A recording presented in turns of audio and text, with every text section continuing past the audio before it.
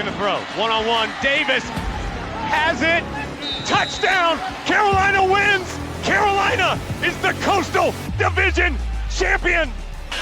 Javonte Williams to the left of Howell. He'll send him out into the flat right side. Howell looking, standing tall, lets it go, man there! Touchdown!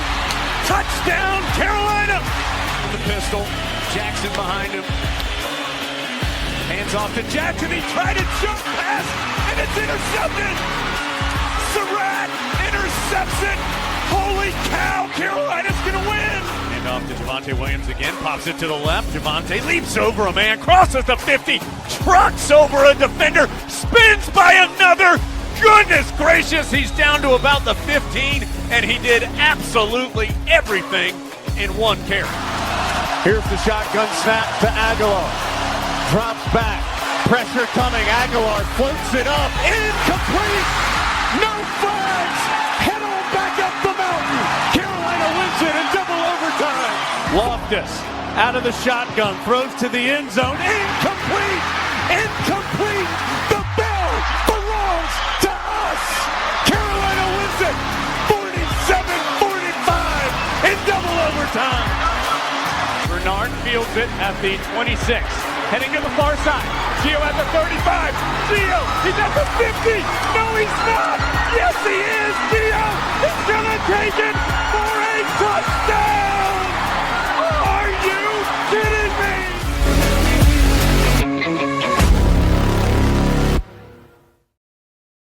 What's going on, guys? Welcome into another edition of the Heel Tough Blog podcast. It's your host, Anthony Pagnotta, here with you guys.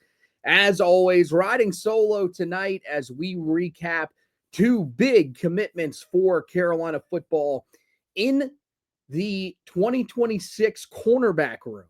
Carolina with two commitments there over the last handful of days. And so we'll go through, break down both of those commitments for you guys. Those are the only commitments that we've had since the last time that we were on here. Today was a big day full of announcements. We'll tell you about those announcements, where some of those guys ended up going, and ultimately what it means for Carolina. And then we will go through the 2026 recruiting class that Carolina has right now, go through it sort of position by position and tell you where Carolina is at with some of the remaining targets that they still have on the board. So plenty to get to here tonight. Let's not waste any more time. And we have to dive into today's commitment. There was, one over the weekend that we'll have to talk about on Saturday. But I think you want to start with the one that we had earlier today, because this is a guy that was committed to Carolina at one time from April 6th through May 30th, and then decommitted from Carolina. Well, Amari Johnson, the three-star cornerback out of the state of Mississippi, he is now recommitted to Carolina. And there were some questions about this coming into the day. Some people thought that there was a chance that Carolina would not take his commitment, that they would say, look, we're good. We've moved on. We've found other guys at the position. We're comfortable with them. But in the end, too much talent to pass up on. Carolina allows him to recommit to them over Mississippi State and Tulane, which were the other two schools that he was considering. But the thing to mention about both of those schools, neither one of those schools he took an official visit to. So Carolina was the only school that he had taken an official visit to. A very weird recruitment, just to say the least there. I mean, I know there was some concern about him possibly having to be closer to home due to a family medical issue. It seems like whatever that is, they've either cleared it up or he's just become comfortable with the idea of playing away from home. And who knows? Maybe it wasn't, maybe it was something that, distance-wise was more of an issue. He thought just it would be in general, and that's why he ended up backing off of his recruitment. Maybe there were some details in there that weren't 100% correct from what was initially reported by Inside Carolina. But, that was what they reported at one time, and so we'll stick with what they reported, that it was due to some sort of family issue. And so this ends up working out for Carolina, though. He, I think sort of got over whatever that was, or was able to figure out a solution to allow him to get back there when he needs to. And so now Carolina gets one of the more talented athletes in this class, a guy that, look, if they think that he fits on the defensive side of the ball, which it looks like they do, then they can play him there. But the thing is if he doesn't show up on that side of the ball, you always have the option to kick him over to the offensive side of the ball, where he was a playmaker in his or has been a playmaker so far in his high school career at that position. So certainly somebody that I think Carolina fans wanted to get back on board and are happy to have back in their possession. Now the thing is that can Carolina make sure that they hold on to him this time? I would say it would be pretty hard to see him going anywhere else after all this, but certainly a guy that brings a lot of talent to Carolina. So you look at what he brought to the table these past few years, and this year didn't really play a whole lot. Got hurt early in the season. That's part of the reason why he didn't take any snaps on the defensive side of the ball. Had just one catch for 33 yards on the offensive side of the ball. So suffered a season-ending injury early on. But prior to that, really was a featured part of both sides of the ball for Jackson Academy in Jackson, Mississippi. And so, you look at him, in 2023, he collected 52 total tackles, 1 tackle for loss, 4 interceptions, and 6 passes defensed. The year prior, as a freshman, he tallied 29 total tackles, 3 tackles for loss, 3 interceptions, 2 pass deflections, and a forced fumble. And even back as an 8th grader in 2021, he had 31 total tackles, 3 interceptions, and 5 passes defense. So a very aggressive player, a guy that likes to play the football a lot. You look on the offensive side of the ball, his stats there, going back to 2023, 43 catches, 807 yards to go along with 11 receiving touchdowns. He also carried the ball 53 times for 465 yards and 10 rushing touchdowns. You go all the way back to 2022. That's really where he jumped on the scene. 60 catches for 1,026 yards and 13 touchdowns. Also ran for 465 yards and 10 touchdowns on 55 carries. So just a dynamic all-around athlete, a guy that's going to be able to have some sort of effect for Carolina in some way you would expect. But if you're sticking on the defensive side of the ball, look, this is a guy that has the versatility to play either safety or corner. Carolina's going to love that. They've got a few guys in this class that can do that, but this is probably the guy that can do it best. Really strong speed, which allows him to break on the football, and his hands translate over from the offensive side of the football, leading to takeaways. One of the most important things for Carolina that they need are guys that can take the football away, because they have not had it. They never had it under Mac Brown. There were, it looked like maybe early on they had it when they had Miles Woolfolk, along with Miles Dorn back there at the safety spots, but, never really materialized into a team that was able to take the ball away consistently. This is hopefully a guy that will be able to do that at this level with a new coaching staff here, a coaching staff that is hopefully going to be a little bit more aggressive in that area, going to be able to get the type of guys that are aggressive in that area and will go after the football. A very solid tackler, has the ability to make guys pay over the middle with some of the hard hits that he's able to lay, willing to be involved in the run game, which is something that he'll need to show if he's going to stick at safety or nickel corner. But look, he is willing to, get involved in those areas. It's just not seen nearly as consistently. In terms of the outside corner spot, has fluid hips, which allow him to change direction with relative ease, and has the speed to stick with receivers or even come back to make plays on the ball if he gets speed over the top. So this is a guy that has good speed all around, as we talked about, but has that recovery speed as well to be able to make plays on the ball. There are some areas that he'll need to shore up as he gets to the college level, but there is a lot of raw talent here for this defensive back staff with Armand Hawkins, as well as potentially, Brian Belichick, if they end up using him at safety, to be able to work with. Definitely a guy that I can see becoming a multi-year contributor for the team at either safety or corner. So a really big recommitment for Carolina, a guy that gives them something that they really want on the back end of that defense. And now the question is, where does he end up sticking? Is he a guy that does end up sticking at that cornerback spot?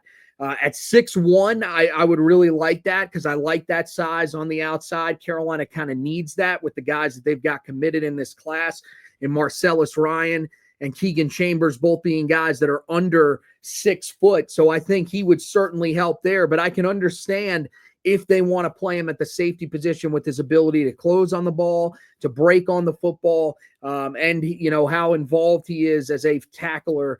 I think that he needs to prove that he's willing to be in the box a little bit more to stop the run if he's going to stay there, like I said.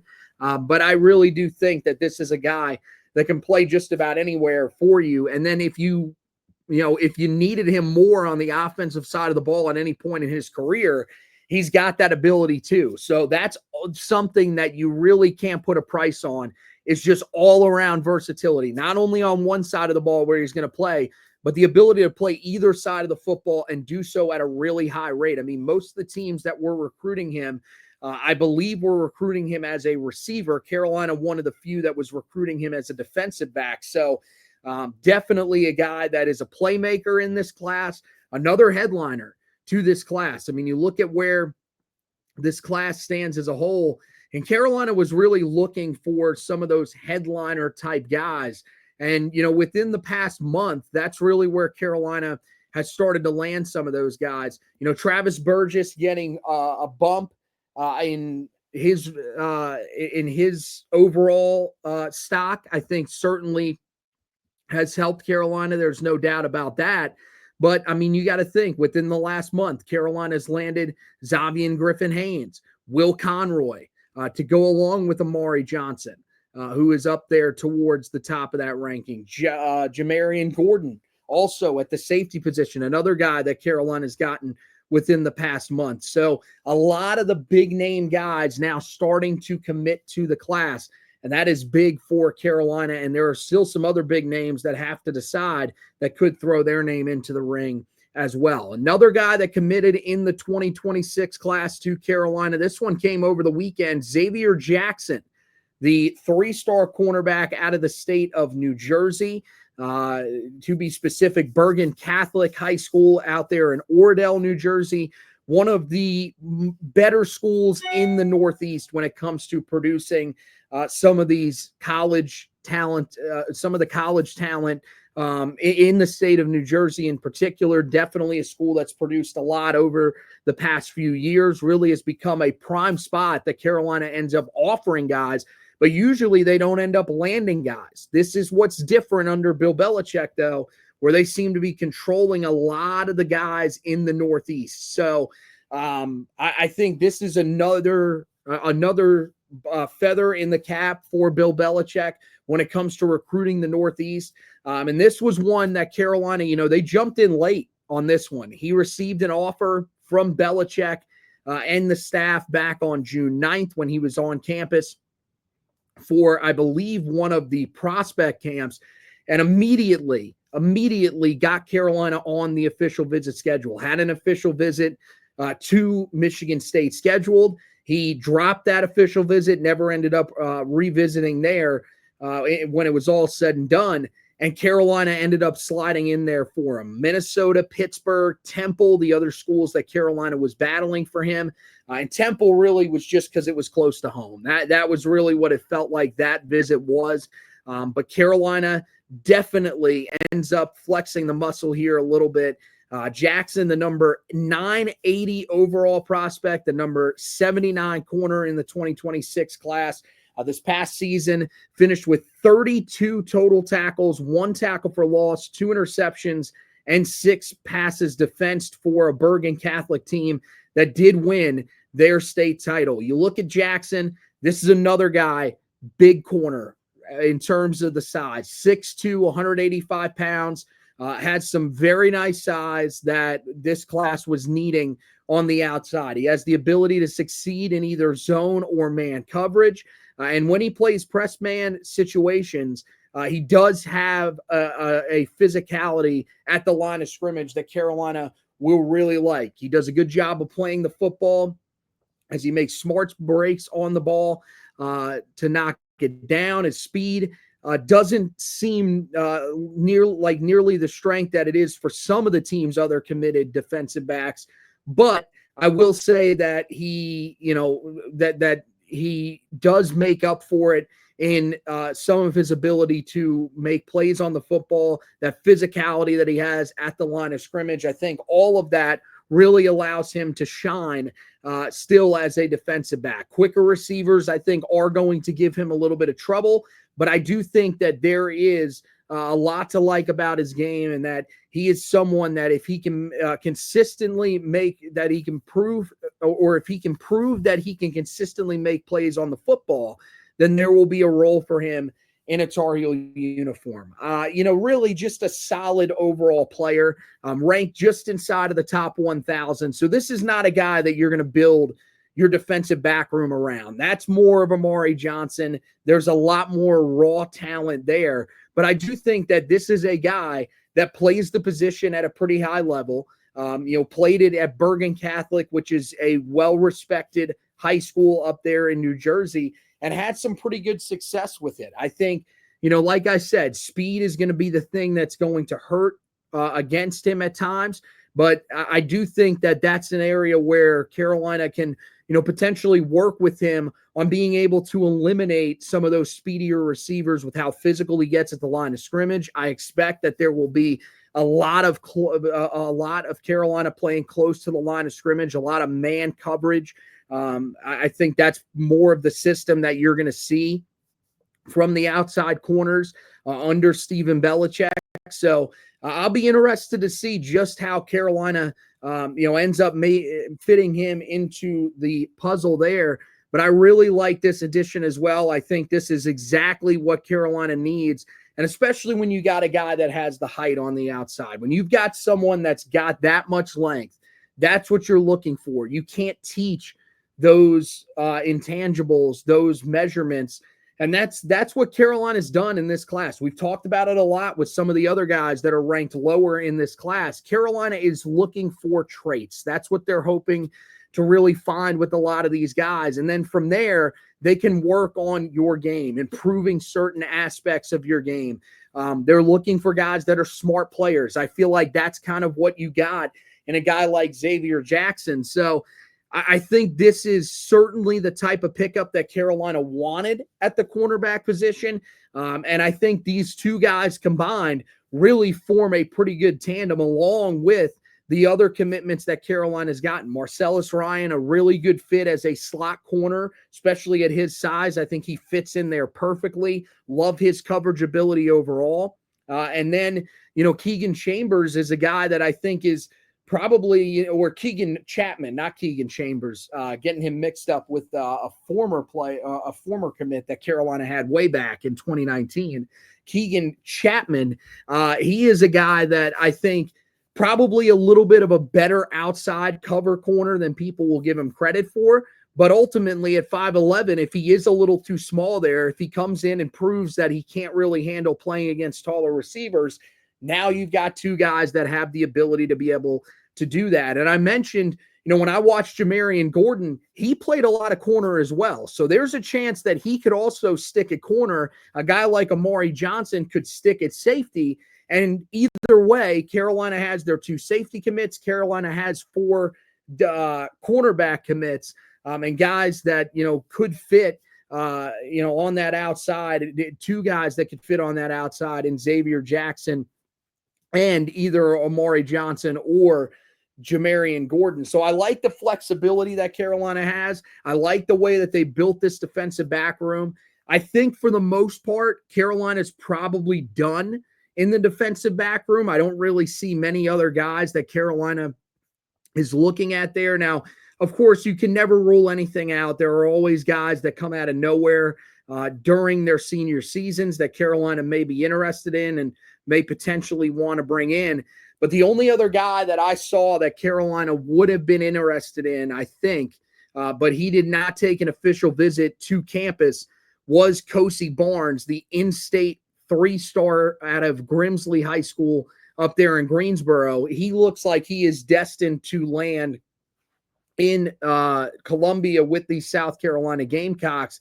Everybody else, Carolina's pretty much out on. They did offer a guy in Jeremiah Favorite out of Boiling Springs High School there in Boiling Springs, South Carolina. He's already committed to Michigan State. And so with that, that was another one of those late guys that Carolina offered. I don't think they're going to look to flip back Justin Lewis, a guy that they had committed at one time. I think they're probably good where they're at now. So it looks like this is going to be your defensive back room that Carolina is bringing in, because even, you go to the safety spot, this is an area that I think some people have still questioned, but especially with today's results and the guys that Carolina had a chance to land today, the safety tandem of Lyric Pettis and Devarius Surratt, or Pluto Surratt, as he likes to go by his nickname. Both of those guys end up going elsewhere. Surratt to NC State, Pettis to Duke. With both of those guys off the board, Jamar Owens was another guy that Carolina was potentially looking at. He goes to Indiana. Really, it only leaves one guy. Darian Lewis is the one guy that Carolina may have a chance to land. It's really down to Carolina, TCU, and UNLV. But I don't know if he's even really going to be a take at this point, especially with Jamarian Gordon on board for Carolina. So it looks like the defensive back room is pretty much solidly done for Carolina in this class. And as I mentioned, 2 commitments today that did not go Carolina's way. There were a few of them that unfortunately did not go Carolina's way earlier today. One that Carolina definitely would have taken, no questions asked, would have been 4-star defensive lineman Darian Albert, who was considering Carolina and Tennessee. He ends up committing to Tennessee. That's Amari Johnson's high school teammate. He was, someone that coming into the day wasn't expected to land with Carolina. It wasn't like that was a shock, but you were hoping maybe by some miracle it would end up working out. Mentioned Pettis and Surratt, those 2 guys. Later on this evening, was around 6 o'clock. Both of them announced their commitments. Pettis was considering, of course, Duke, where he ended up landing, Carolina and NC State. Surratt, on the other hand, was considering Carolina State, where he landed, and Virginia Tech. And then Trip Skews, the 3-star offensive tackle from the state of Colorado. He was considering Carolina, Colorado, Texas Tech, and the spot where he eventually landed, Vandy, Vanderbilt, who is having a really successful recruiting cycle here. So he ends up landing with them. Then there was one that was not on the docket, but this was not completely unexpected. We expected within the next couple of days that he was probably going to announce his commitment after, we saw some of the crystal balls start coming in for him. I believe yesterday was the first one that I saw coming in for him, some of the predictions, and he ends up popping today. Julian Walker off the board for Carolina, the guy at a Dutch Fork High School down there in Irmo, South Carolina. It felt like when South Carolina ended up being spurned for an official visit, that the door was open for Carolina to potentially be able to jump in there. Instead, it is Michigan, a team that is on a heater on the 2026 recruiting trail right now, landing some of the biggest and best, and Julian Walker is one of those guys. And so with that, look, Carolina, let's talk about some of those positions where Carolina could potentially still be looking to add guys. We'll just go position group by position group here, really, and tell you the state of where Carolina is at in those rooms. Quarterback, Carolina's done. Carolina is going to look to hold on to Travis Burgess. He's going to be their guy. Running back, very similar spot. Carolina was, of course, talking to some guys there. There was, some thought that they would be able to get another one on campus at some point for an official visit. Never happened. So Crew Davis is going to be your running back in that class. That's a really solid one. Wide receiver, an area that Carolina is still looking for some guys at. Of course, the one that everybody is wondering about is Keon Chapman. What is going on with his recruitment? Well, I will tell you that we have no idea when he's going to announce. It was supposed to be June 27th. His brother ends up committing, so we thought by that point, at that point, he would be the guy that would end up committing, or at least by this point, would be a guy that would end up committing as well. That has not happened. He is still on the board. Carolina, Florida State, and I believe that Colorado is still in the running for him, a team that came in late, gave him an offer. I do think that has potentially changed some of the things or some of the elements of his recruitment, but I'm not 100% sure. The weird thing is that yesterday, Carolina ends up getting an on-3 prediction to land his commitment. And so I don't know where things really stand with him. I feel pretty good about where Carolina's at, but it does feel weird that he is dragging this commitment out or dragging this recruitment out and really not committing, because it feels like with his brother already signed on, Florida State does not have an offer out there for his brother. As far as we know, neither does Colorado. And so at that point, if he's wanting to play with his brother, which it seems like from the comments from his brother that he had after he ended up committing, talking with Inside Carolina, these guys do want to play together. You would think that Carolina would be the natural spot for him. But again, this is a saga that's still dragging out. We'll have to wait and see when there is a solution on that one. Where else does Carolina go at the wide receiver position? That's when you get into, a group of guys. Chase Campbell, Carolina was in for, the guy out of the state of Texas, 4-star prospect. That's no longer. Carolina's out of the running for that one. He announced his top 3 earlier this evening. It's Baylor, it's Texas Tech, it's Kansas State. Carolina is out of the running for him. And so now their focus is really on 2 guys. It is on, as far as we can tell, Travis Johnson out of the state of Virginia, 4-star prospect. It's either Carolina or Michigan. Michigan, a lot of people feel really good about, a lot of crystal ball predictions in their favor. If Carolina does not end up landing him, or even if they do end up landing him, I still think there's a good chance that they will land Carnell Warren at some point, another 4-star receiver out of the he's out of the state of South Carolina. I do think that would be a guy that Carolina would be able to land. 2 tall wide receivers, guys that will help Carolina on the outside. That would be very helpful, especially if they could get Keon Chapman in here to get 2 big wide receivers, 2 big framed wide receivers. I think that would be very helpful for Carolina. So those are the guys to keep an eye on there. And then you move into the slot. There's 2 guys to look at the slot position for Carolina. We talked about him the other night. You have CJ Sadler, the 4-star athlete out of the state of Detroit, or out of the Detroit area in the state of Michigan. He is a guy that I do think that Carolina has a good chance with. All indications are pointing to Carolina being the favorite to end up landing him at this point. I think there was something, somebody told me that following an article that was put up yesterday by Rivals, or at this point, I don't know if that's considered on 3. I have no idea, because they are combining, of course. So, either one of those sites put out that article yesterday. Someone gave me a tip that in there, CJ Sadler is said to be favoring Carolina the most at this point. So certainly one to keep an eye on. If they land him, I don't know what that ultimately means for Walker Bryson. That's a guy that I think Carolina should be willing to take no matter what. He fits exactly what Bill Belichick is looking for from a slot receiver. He's that small, shifty, a white wide receiver that Bill Belichick has had in the past, that Carolina has had in the past and had some success with. But I really just liked when you watched his film last year, when you were watching games last year for Rayboon Gap, he was a guy that really stood out to me, even more so than I thought his teammate Marshall Pritchett, who I thought was really good, is a guy that's going to go on to Alabama and I think succeed. Hurt that Carolina wasn't able to bring him in this class.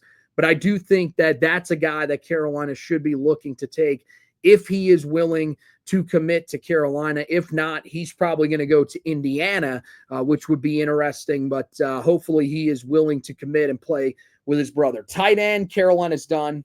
There's nobody else that Carolina's looking at that position. They've got three guys there in Cooper McCutcheon, Avian Williams, and Aiden Woods. It looks like those are going to be the three that they're going to stick with there for right now. Offensive tackle, I think now that they lost out on Trip Skews, I'm pretty sure Carolina is done here.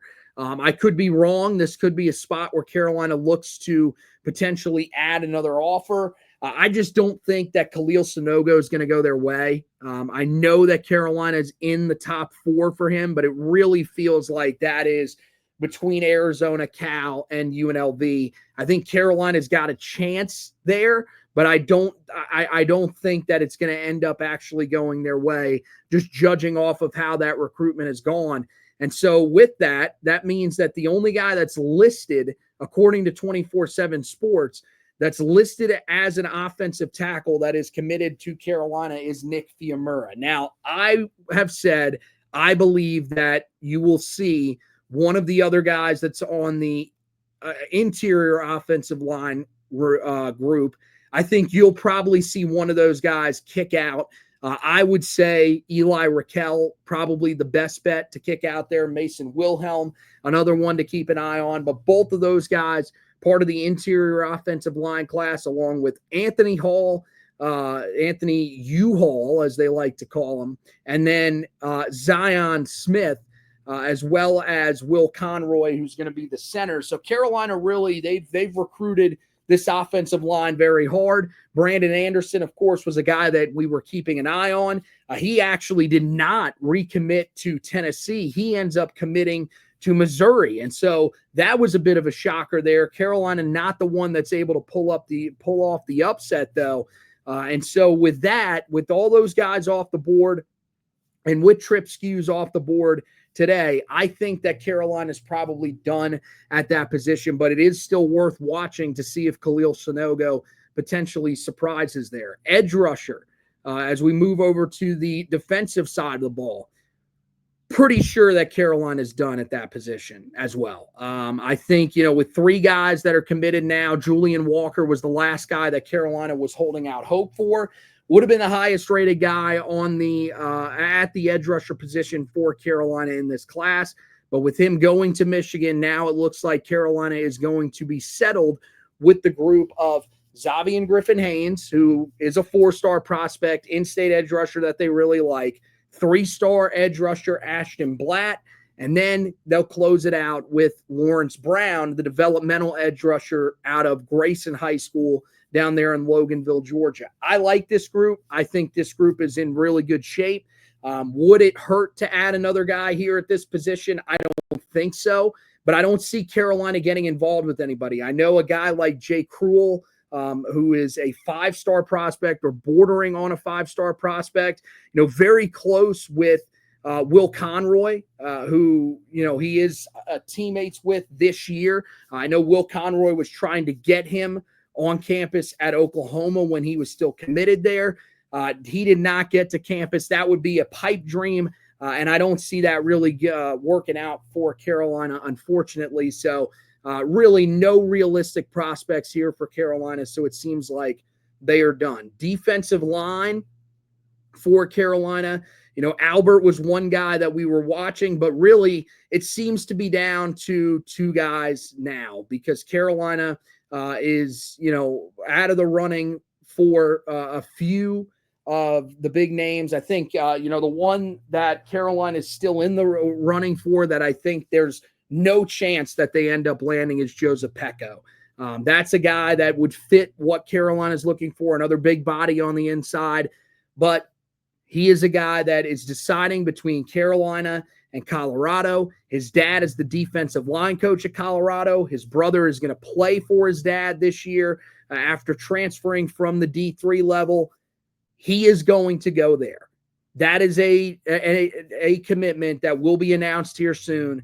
And unless there is something absolutely stunning, I don't see him landing at Carolina. And so what it means is that Carolina, who already has commitments from Trayshawn Ruffin at the defensive line spot, as well as Jimmy Frisco, Alo Suliafau in this class, along with David Jackson on the interior as well. Those three guys, it looks like that's the guys that Carolina has locked up right now. And there's three guys that Carolina is still going after that they're hoping they can end up landing. One would be at that defensive end spot where Alo Suliafau is probably going to end up playing, considering his size. That player is Carter Gooden out of Tabor Academy up there in Marion, Massachusetts. Don't know if that one's going to go Carolina's way. Really feels like Penn State has a lot of momentum there. Same thing for Boston College as well, another team that has a lot of momentum in that recruitment. So I don't know how that one's going to go for Carolina. More than likely looks like he's leaning elsewhere. And then it comes down to the two guys on the interior of the defensive line. You've got Manoa Fapusa, who, right now it seems like people are starting to lean in the direction of Arizona to land him. And then you've got Tufanua, Iona Tana, Umo Kais, who will announce his commitment sometime in the near future. Carolina, one of the teams that's still battling for him. At this point, Colorado, definitely a team that's probably the biggest threat as an in-state school for Carolina. And so that's the one that I think if Carolina is going to land somebody, T.I. Umo Kais is going to be the guy that probably Carolina ends up landing. It's just a matter of, do they find a way to be able to get it done? UCLA, Washington, the other two schools to keep an eye on that could be threats in his recruitment. Fapusa, I feel like, look, if he's a take at Arizona, I think at this point he's probably going to end up going there. But you never know. Carolina can always make a last-minute offer to him and potentially change his mind. I think they would like one more guy at that defensive line spot, but I don't know if they're going to be able to land that guy ultimately. You move on to the linebacker spot. This is a spot where Carolina is really hoping that they can get somebody, because right now they don't have a linebacker commit, a true linebacker commit. Julian Burns is a guy that they've got to decide. Is he going to play safety? Is he going to play linebacker? They're out of the running for Adam Bolagun Ali. Same thing for Dion. That one definitely hurts for Carolina, as they were trying to make a late push for him, and they didn't end up landing TJ White. That was a guy that we knew for the last couple of weeks Carolina was out on. He ends up going to Tennessee with Darian Albert, his high school teammate as well. And so that really leaves one guy, because Carolina is in the final five for Kosi Opala. I know he's getting ready to announce. Carolina didn't even host him for an official visit, so there's absolutely no chance that they're landing him. I don't even know why Carolina is considered to be in the running for him, why they have listed it as a top five. Just feels like Carolina's name is trying to be included for clout reasons, but who knows? Who really knows on that front? Calvin Thomas is what it comes down to for Carolina. Can they find a way to land him? Texas is the favorite for him as the in-state school, even with Kosi Opala projected to go there. I'll be interested, though, to monitor after Opala commits. And I believe he is set to commit on the 4th of July, or maybe it is a little bit earlier in the week here. Once he ends up committing, what ends up happening with Calvin Thomas? Does his recruitment get affected by Opala's commitment? Because if it does, then I think the door opens for Carolina. I think that's one of the guys that Carolina did a pretty decent job with, and I think is probably going to finish second, maybe third in this race. But is there enough room for Carolina to potentially get in there? This is one position where if Carolina does not land somebody at this point, I do believe they will keep looking in this recruiting class and will try to find at least one linebacker commit. I know they had a bunch of guys in this past class late that joined in, guys like Tyler Hauser, Jake Bauer, I know those are guys that, Carolina's hoping can have an effect for them, but I do think that they will still be keeping their eyes out for somebody potentially in that linebacking room. One name to keep on your mind, guy that Carolina did host for an official visit that has not yet committed, is still an unranked prospect. Japre Wafer out of the state of Texas is a guy that is still out there, but Carolina probably their last option that they want to take at that position because they believe the other guys are more talented. So what does it ultimately end up coming down to? Will they, will they take his commitment, or will they still hold out and try to see if they can find somebody else at the position? We talked about cornerback being more than likely done for Carolina. Same at the safety position, barring something shocking, or if Carolina was to end up landing Walker Bryson. He is a guy that's listed as a safety on 24/7 Sports. Maybe that's where Carolina ultimately wants to play him. Like I said, when I watched them last year, I didn't watch a ton of the defensive snaps, but I don't even remember if he was out there on the defensive side of the football. I don't think he was. I think he spent most of his time on the offensive side of the ball. And so I think he's a guy that's probably going to end up on the offensive side of the ball ultimately. Outside of that, I don't really see anybody else that Carolina has a chance of landing. The special teams, Carolina seems pretty wrapped up there. David Green, of course, is committed at the kicker position.